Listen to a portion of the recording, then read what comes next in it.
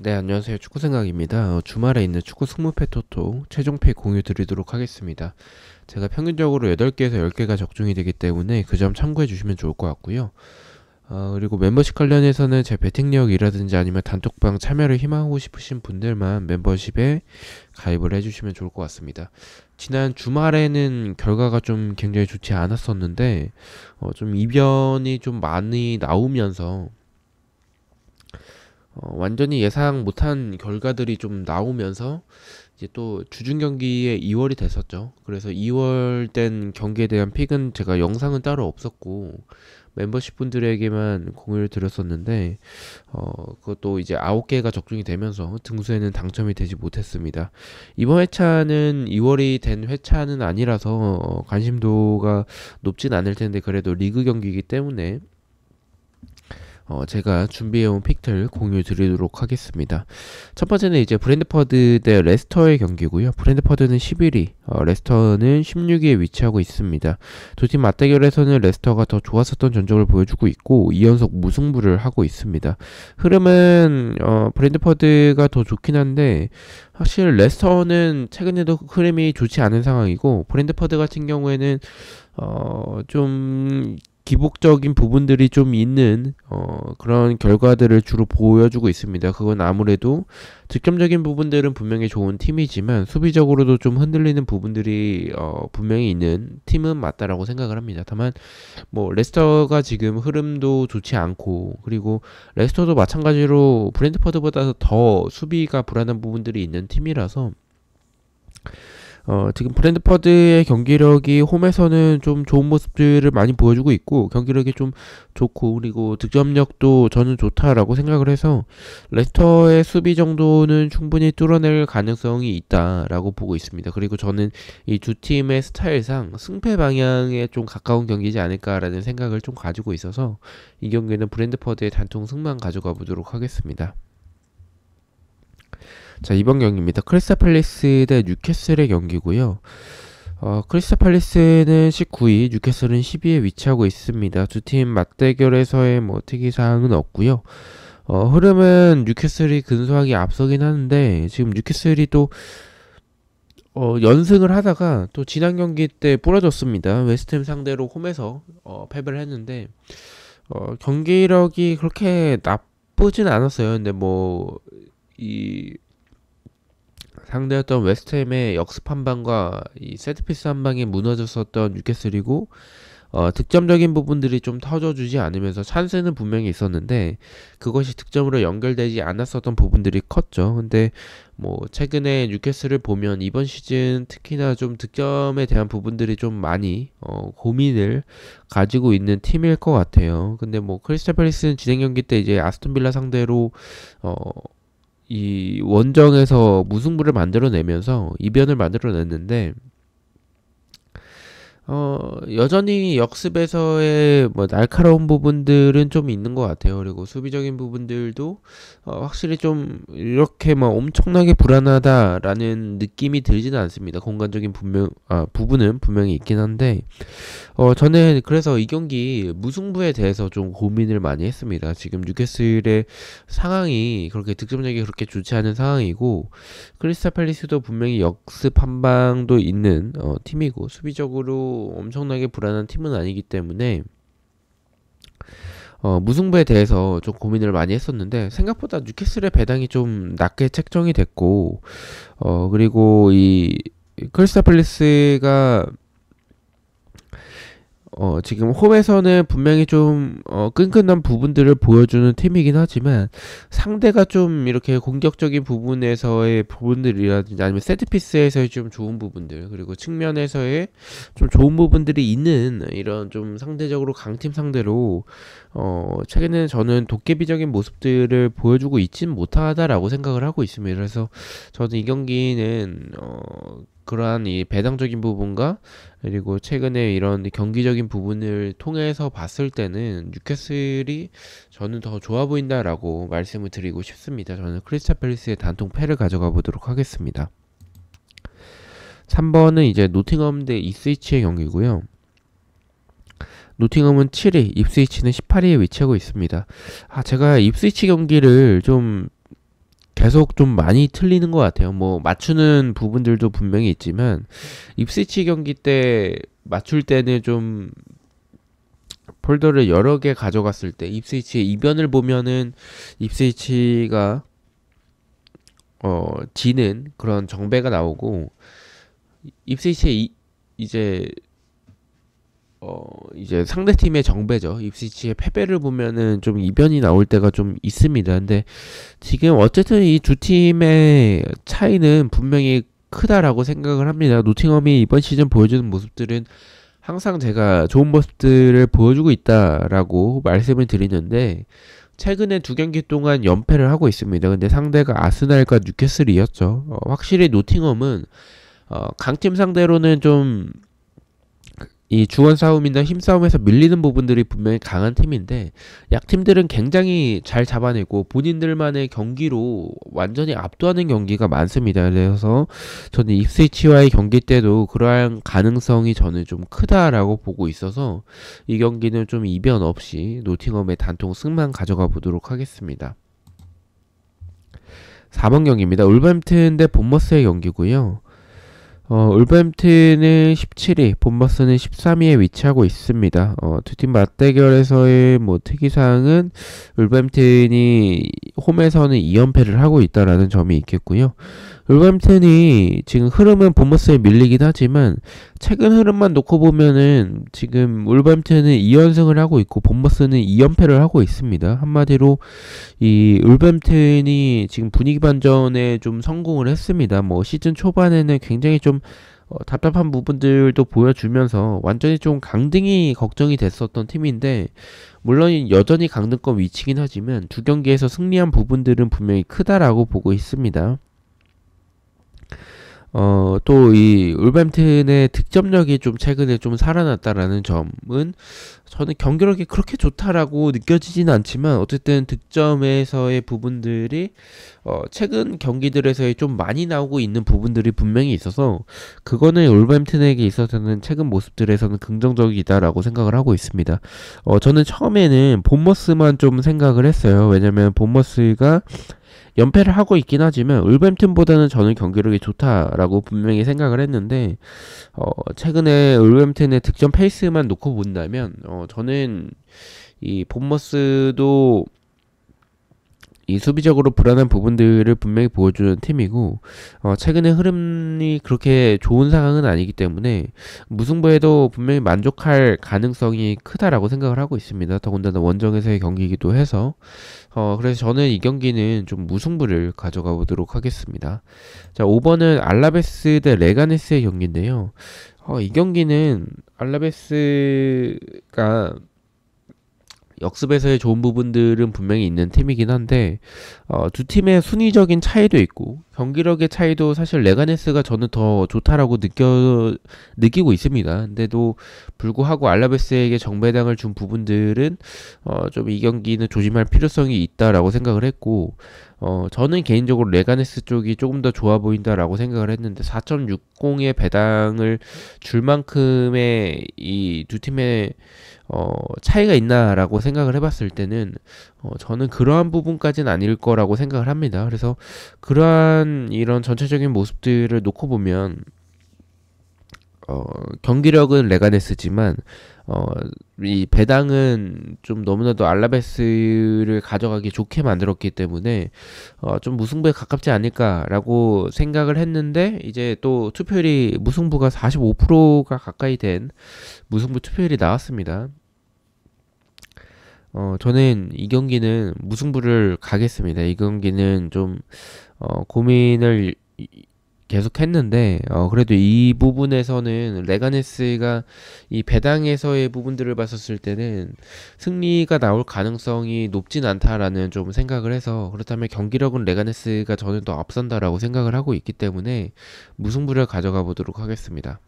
6번은 이제 에스파뇰 대 셀타비고의 경기고요. 에스파뇰은 19위, 셀타비고는 11위에 위치하고 있습니다. 두 팀 맞대결에서는 좀 무승부가 많았었던 전적을 보여주고 있고요. 저 역시도 이 경기는 좀 무승부를 가져가 보도록 하겠습니다. 일단은 셀타비고가 확실히 이 에스파뇰보다는 조금 더 좋은 흐름과 조금 더 좋은 경기력은 보여주고 있다라고 생각을 하고 있습니다. 근데 뭐 에스파뇰은 확실히 수비적으로 좀 불안한 부분들이 굉장히 많은 팀인데 저는 에스파뇰의 홈은 조금 다르다라고 생각을 해요. 그리고 셀타비고의 원정도 좀 조심할 필요성도 분명히 있다라고 생각을 하고 있어서 투표율이 엄청나게 몰린 경기는 아니지만 저는 승무패가 다 느껴진다라고 말씀을 드리고 싶습니다. 그래서 저는 이 경기는 좀 승무패로 지우는 쪽으로 선택을 했고요. 단통으로 가자면 그래도 저는 셀타비고의 경기력을 더 높게 평가를 하고 있기 때문에 어쨌든 셀타비고의 이런 공격에서의 여전히 공격진의 뭐 개인 능력들이라든지 아니면 뭐 역습에서의 모습들이나 측면에서의 스피드도 저는 좀 좋다라고 생각을 하고 있어서 이러한 전체적인 모습을 보면 셀타비고라고 생각을 해요. 배당도 정배당을 받았고. 근데 저는 에스파뇰이 이변을 일으킬 수 있을 만큼 셀타비고의 원정이 불안하고 에스파뇰의 홈이 만만치 않다라고 생각을 하고 있습니다. 에스파뇰의 승무패로 지어보도록 하겠습니다.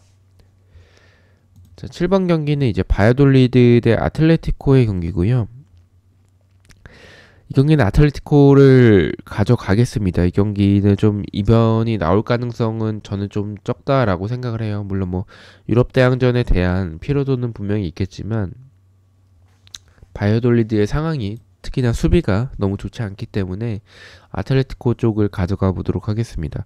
8번은 이제 비아레알 대 지로나의 경기고요. 비아레알은 4위, 지로나는 7위에 위치하고 있습니다. 두 팀 맞대결에서는 비아레알이 강했었던 전적을 보여주고 있습니다.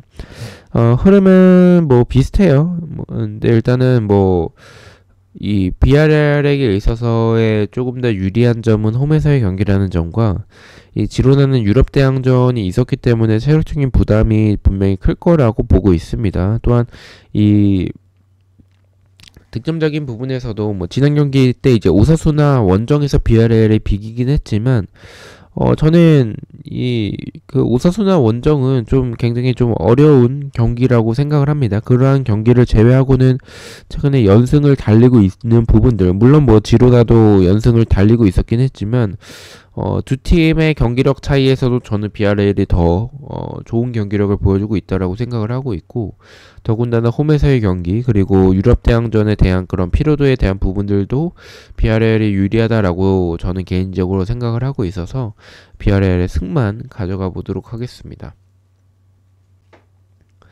9번 경기입니다. 첼시 대 아스톤 빌라의 경기고요. 첼시는 3위, 아스톤 빌라는 8위에 위치하고 있습니다. 두 팀 맞대결에서의 특이사항은 없고요. 흐름은 첼시가 더 좋습니다. 아스톤 빌라가 최근에 지금 이 컵 경기 포함을 했었을 때 지금 한 거의 7경기 동안 승리가 없습니다. 그만큼 아스톤 빌라가 최근에 좀 많이 무너져 있다라고 생각을 하고 있습니다. 그러한 부분들은 이 득점에 대한 부분들이 클 것 같아요. 크리스탈 팰리스가 사실 지금 경기력이 굉장히 좋은 팀은 아니거든요. 그러한 팀을 상대로 홈에서 무승부를 했다라는 점, 이런 유럽 대항전 그리고 A매치 이런 부분들을 다녀오면서 이런 스쿼드가 두텁지 않은 아스톤 빌라가 좀 많이 헤매고 있다라고 개인적으로 생각을 하고 있는데 첼시도 물론 뭐 유럽 대항전이 있었습니다. 하지만 지금 첼시의 분위기도 굉장히 좋고 그리고 경기력도 확실히 아스톤 빌라에 비해서는 좋다라고 보고 있습니다. 근데 개인적으로는 무승부까지 바치는 것도 좀 추천을 드리긴 합니다. 첼시가 질 거라는 그런 경기력에서 최근의 흐름에서는 좀 크게 느껴지진 않고요. 이변이라면 무승부 쪽을 생각을 하고 있는데 저는 이 단통 승만 가져가 보도록 하겠습니다. 10번 맨유 대 에버튼. 자, 에버튼은 15위, 맨유는 12위에 위치하고 있습니다. 두 팀 맞대결에서는 맨유가 강했었던 전적을 보여주고 있고요. 홈에서는 3연승을 하고 있습니다. 그리고 이 리그에서 컵 경기 포함해서 지금 최근 맞대결에서 5연승을 하고 있을 정도로 맨유가 에버튼 상대로는 확실히 강했었던 전적을 보여주고 있습니다. 확실히 뭐 에버튼은 거의 천적이라고 볼 수가 있는데, 에버튼은 수비적인 안정적인 부분들은 좀 이번 시즌 보여주고는 있는데 득점에 대한 부분들이 또 주춤하고 있는 상황인 것 같아요. 그래서 다시 또 좋지 않은 흐름으로 연속 무승부를 하면서 이어나가지 않을까라고 생각을 하고 있고, 맨유 같은 경우에는 지난 경기 때 이제 입스위치에게 비기긴 했지만 그래도 뭐 유럽 대항전에서의 승리를 하면서 분위기 반전에는 성공을 했다라고 생각을 하고 있습니다. 저는 이 경기는 좀 이변을 보기에는 두 팀의 전적 차이가 너무 좀 크다라고 생각을 하고 있고, 에버튼의 흐름도 지금 좋지 않은 상황에서 3연무까지 가져가기에는 저는 맨유가 더 좋은 부분들을, 감독 교체 후에는 좀 아쉬운 부분들도 분명히 있지만 분위기 반전이나 아니면 그 전보다는 경기력은 그래도 저는 나아 보인다라고 생각을 해서 맨유의 단통 승만 가져가 보도록 하겠습니다. 자, 11번 경기입니다. 토트넘 대 풀럼의 경기고요. 토트넘은 6위, 풀럼은 이제 9위에 위치하고 있습니다. 두 팀 맞대결에서는 토트넘이 강했었던 전적을 보여주고 있고요.